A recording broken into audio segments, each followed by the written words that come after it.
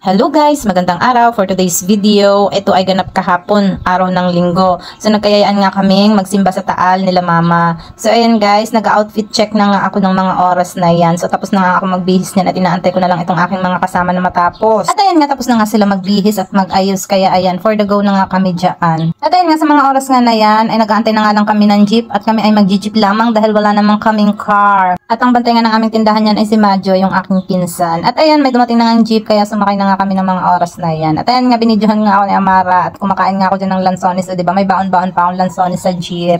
Pagkaraan nga ng ilang minuto ay bumaba na nga kami sa unang jeep na aming sinakyan. Natatawid lang kami dito sa kabilang kalsada at sasakay naman kami ng jeep papuntang Lemery. So yun nga guys, ang hirap talaga pag commute lang kasi ang daming mga batang intindihin. Pero wala tayong chance, wala pa tayong pambili ng car. Pero soon, malay mo naman, i-claim natin yan, makakabili din tayo niyan. At ayan nga, after 30 minutes siguro yung aming biyahe ay dumating na rin nga kami dyan sa Taal Church. At ayan, binidyohan ko nga si mama habang paakyat nga doon. At ayan, nagpa-video na nga rin ako kay sir habang papunta na nga doon sa simbahan. At ayan nga, mayroong nag-aalok ng kandila. At ayan, bumili nga ako ng isa. Pagkabili ko nga ay dumiretso na nga kami. Tapos nagantay pa nga kami dyan ng ilang sandali kasi nga itong sila Dayan ay bumili pa ng ice cream. O diba, hindi pa kami nakakasimbahan, mga gutom na. Tapos pagkaubos nga ng kanilang kinakain ay pumasok na nga rin kami dito sa simbahan. So ayan, at dumiretso nga kami dun sa tirikan ng kandila para magdasal. At ayan, nandyan na nga kami ng mga oras na yan. Nagpa-video nga din ako dyan kay Ate Apple, sabi ko videohan niya kami.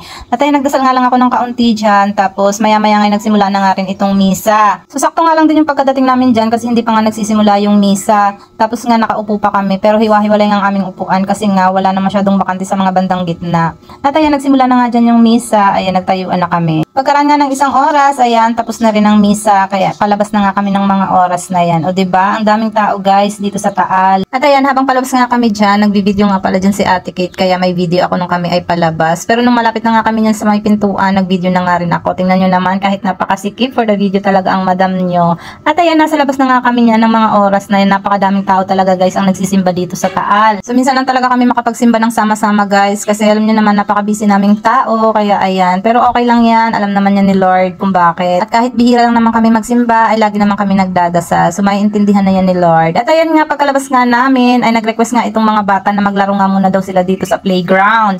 At so ayan nga, pagbibigyan natin para walang ligalig. So first time nga din namin magsimba guys na natapos namin. Kasi nga pag mga kasama nga itong mga bata, ay naku, nag-uumpisa pa lang ang misa, ay magyayaya na yan pa uwi at nagugutom na daw. At thank you Lord, natapos din talaga namin ang misa nang hindi sila nagliligalig. At ayan nga, sa mga oras na yan, hinahayaan nga lang din namin sila maglaro dyan. At ako for the video nga dito sa paligid. At ayan nga, habang nag-video-video nga ako, niyaya ni Ate Kate si Mami na mag-selfie-selfie at sumali na nga din ako. Kaya nagpa-video nga kami kay Sir Jan, o diba? At si Ate Pauline nga ang aming photographer dyan, o diba? Aura! So napakaganda nga din talaga magsimba dito sa Taal guys kasi marami ding mga view na pwede kang mag-picture-picture pagkatapos. Tapos makakapaglaro din yung mga bata sa playground. So ayan sila guys, o nag-i-enjoy. Tapos maya-maya nga lang ay kumuha na nga kami ng tricycle at kami ay pupunta ng SM Lemery. Doon na nga lang kami kakain. So that's it. Wait for part 2.